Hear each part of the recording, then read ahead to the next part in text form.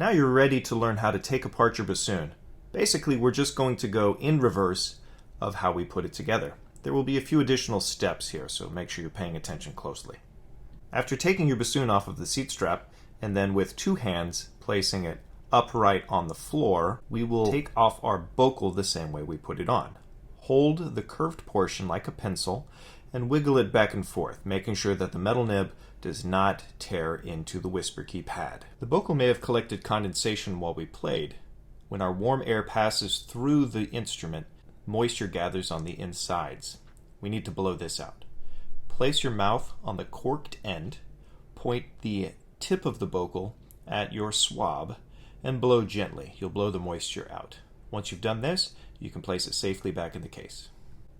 If you're using the crutch, loosen the screw, pull the crutch out of the post, and then retighten the screw so that it doesn't fall out. Then put the crutch back in the case. To take off the bell, depress the key, wiggle and lift, and then put the bell back into the case. Next, undo your body lock to disconnect the long joint from the wing joint. To take off the long joint, I find that it's easier to rotate the bassoon to face away from me, place my right hand on top of the long joint, my left hand on the boot joint, and then twist them opposite directions until the long joint is loosened. Then pull it out and safely put it back in the case. If you are left-handed, you will want to do this opposite with your left hand on top and your right hand on the boot joint.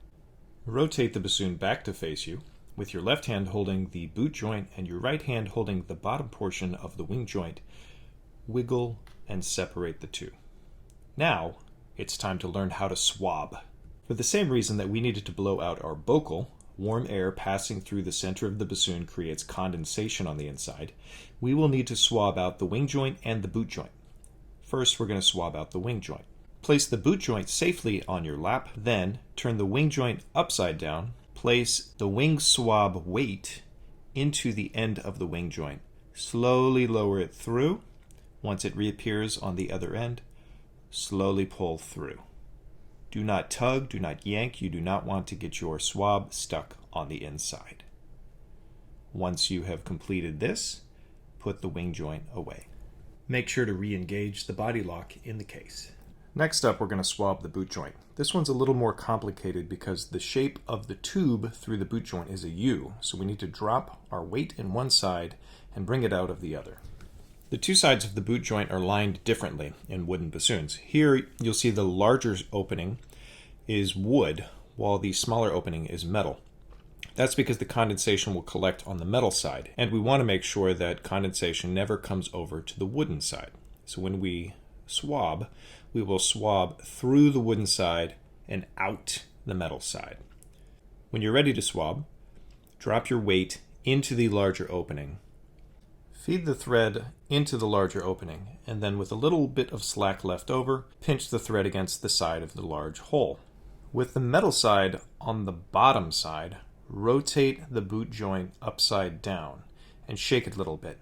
This will allow the weight to fall through and come out of the metal side. Gently pull the swab the rest of the way through, and you will pull the moisture with it. Once you've finished swabbing, go ahead and put the boot joint gently in the case. Then collect your seat strap off of your seat, roll it up or fold it up, and put it back in the case as well. This is the most forgotten part of the bassoon, so make sure you don't forget yours. Don't forget to grab your swabs and put them back in your case too. Once everything is away, close your case, re-engage all the latches, and your bassoon is tucked away safe and sound. Alright, let's watch the whole process from start to finish. First, detach your bassoon from your seat strap. Then with both hands, place your bassoon upright on the floor.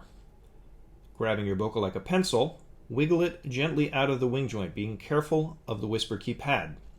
Blow any excess moisture from your bocal into your swab, and then place your bocal into the case. If your case has latches, engage them. Next up, the bell. Cover the key with your finger, rotate the bell off, and then place it in the case. If you're using a crutch, this is a good time to put it in the case as well. Disengage your body lock, turn the bassoon around, and then extract the long joint. Take the wing joint out of the boot joint and place them both on your lap. Now it's time to swab. Grab your wing joint swab and drop the weight into the bottom end. Feed it through, and once it's through, pull it out. And then put the wing joint into the case. Then re-engage the body lock.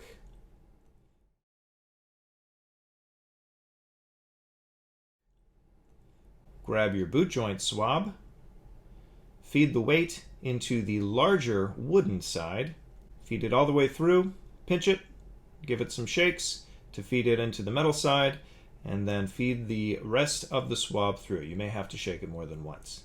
Once it comes out, pull it all the way through, pulling the moisture through the metal side, and then replace your boot joint into the case. Grab your seat strap off your chair. We don't want to forget it. Roll it up or fold it up, and then place it into the case. Grab your swabs, and then put them into the case as well before closing up your case, engaging the latches. And now you're done.